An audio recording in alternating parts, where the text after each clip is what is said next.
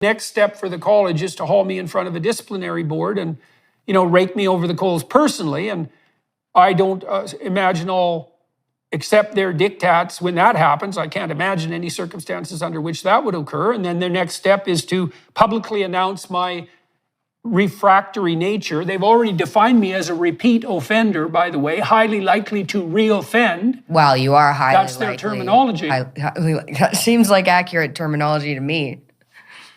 Yeah, I know. Well, if the offenses are defined as saying what I think publicly, then it's pretty much certain I'm going to reoffend. But it's a hell of a terminology to be pasted with, repeat offender with a high likelihood of reoffending. So do we have a timeline about how long this is going to take? And what do you think the likelihood is that they'll take your license?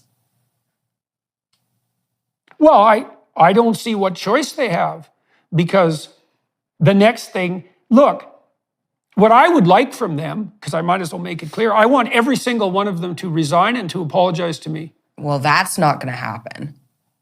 They can't resign. That seems highly unlikely. That seems very unlikely, and I don't know if they're going to. Well, they could resign. What if they just stopped? What if they just said, you know what?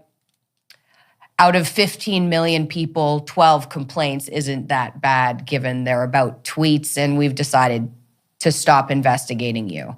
What if they just said that? Well, I don't see how they can do that without admitting that the whole bloody thing was a scam to begin with. Because if it was just one complaint, they could say, well, we've reconsidered and, we may have acted too hastily. But when you do it 13 times, 3 times is a pattern.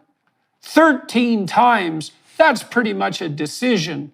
And if you have to announce publicly that you were wrong 13 times, you're probably so wrong that you're not fit for the job. Mm-hmm. So the alternative is, I'm going to make this public. I've already told them essentially to go to hell, although I did it politely. And now they have to drag me in front of a disciplinary hearing, which I will make unbelievably public. And then because I won't move in that regard, as far as I can tell, I don't see that they have a leg to stand on. Not only am I being accused in the vast majority of the accusations of having unacceptable political beliefs, but half the people who complained claimed they were clients of mine.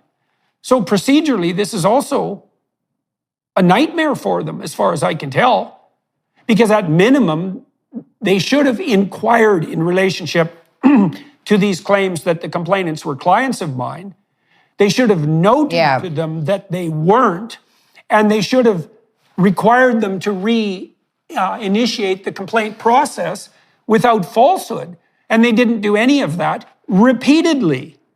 And, that's particularly germane because if the complaint is levied by someone who was a client, the college is obligated and also tends to take those complaints much more seriously and to facilitate their movement forward. Mm-hmm.